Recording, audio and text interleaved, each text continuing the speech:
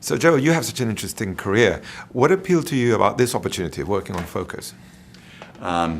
Two things: to be part of such a great script. It was incredibly well crafted. All these twists and turns that made perfectly organic sense all the way through. There wasn't a phony beat in the movie. And then the chance to work with Will, which I had always wanted to do. And then the pleasant surprise of working with Margot, who was just phenomenal. And a great surprise. You play a really interesting character. Who is Owens? Somebody you don't think he is, but that's sort of the theme of the whole movie. Owens is, for all appearances, he's a very straight-laced, by-the-book security man who trusts no one.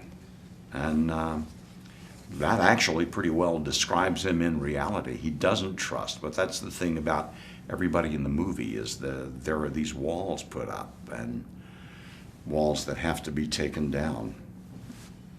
And ultimately, the movie is a love story. It's not, I don't see it as a caper movie. I just see it as a love story. The caper movie is background. And he doesn't smile much. No. Well, what's so damn funny? I think that's Owen's attitude. What was it like you mentioned before that one of the reasons to do this movie was to work with Will Smith. Yeah. Now that you actually had the opportunity to do that, what was that like? Well, let me put it this way. I would walk a mile in tight shoes to do it again. It was just so much fun. He brings so much to not only his own character, but the whole movie. And that's one of the great things about Will, is he doesn't think in terms of just his character. He thinks in terms of the whole project. And that's the way I like to think I work. And so we had great collaborative fun together in putting this thing together.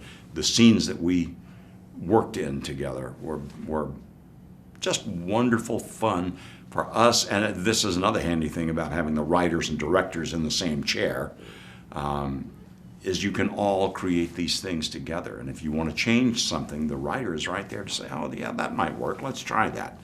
And then do it, and either they accept it or they reject it.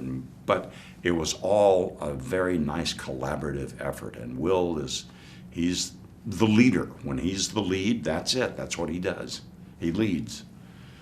But you have some really good scenes with him, and a movie that is all about deceit. Your character never trusts him. Never.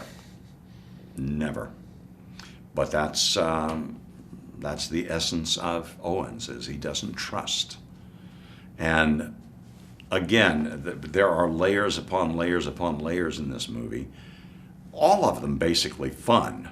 I mean, the movie never takes itself that seriously, but it is very seriously crafted. It's very seriously put together so that the audience can have so much fun with it. And underneath all that mistrust with Owens is that deep-seated desire to just be able to trust. And I think he's jealous of people who do have trust. And, that's part of who he is. And also you mentioned before Margot, she does a great job also. Yes, indeed.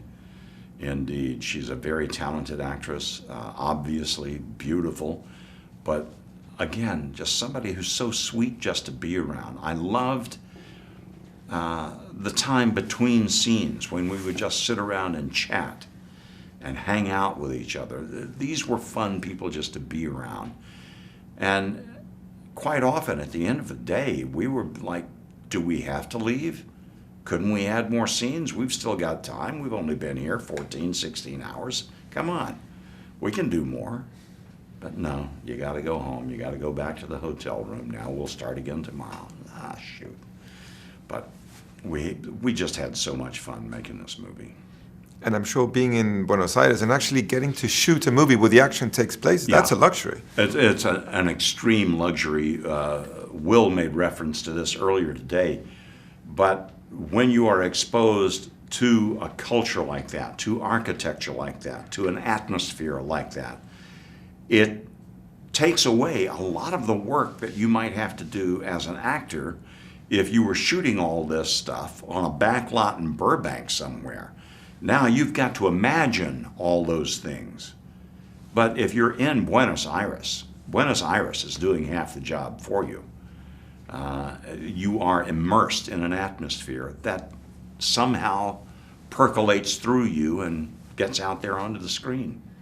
You mentioned in first place the script. The same filmmakers wrote the script and directed the movie, Glenn Ficarra and John Requa. Mm-hmm. What were they like on set?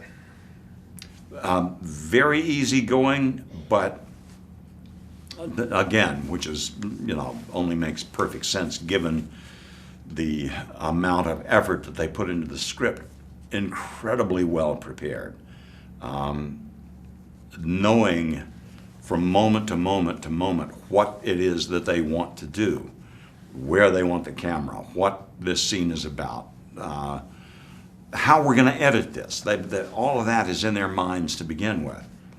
That said, they can then improvise with their own material because they will never get off track. They're so prepared that they can always steer whatever direction that you're taking things in back to where they want it. And so then everybody can feel part of the creative process and do interesting things, but it will always come back to their theme. Another key character in the movie that we should talk about, because you work for him in the movie, your character does, is Garriga, played by Brazilian actor Rodrigo Santoro. What can you say about him? Rodrigo was great fun, just great fun, and a disgustingly good-looking person. That was the one thing I didn't like about him. He's just too damned handsome for his own good. That's Rodrigo's biggest problem. But he was a very gracious man.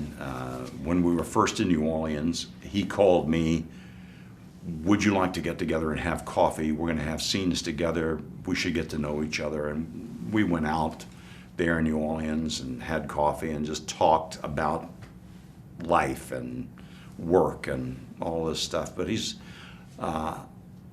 again, a serious actor whose approach to the work is very businesslike, but then once all of his preparation is done, let's have fun. And to me, that's the way this ought to be done. You come to the set ready to go to work. Everybody's there to work. Now there's the luxury of being able to have fun because everybody already knows what they're doing. And it's such a smart story. And it also, you're right, at the core of it is a love story. But then there's that whole heist culture with the pickpocketing. And you guys even had a consultant who was an expert like Apollo Robbins. Yes, and I said earlier today, every time I leave the room, I'm checking, do I have my watch? My ring is still here, the wallets are here. Okay. But being around people like that it helped me in my role as I don't trust any of these people. Because they can pick your pocket now. I mean, Margot got to be really good at it. She got to be really good at it. She could walk away with your watch in a New York second. And no, it's a real Rolex. Okay. Such a pleasure. Thank you so much. Thank you.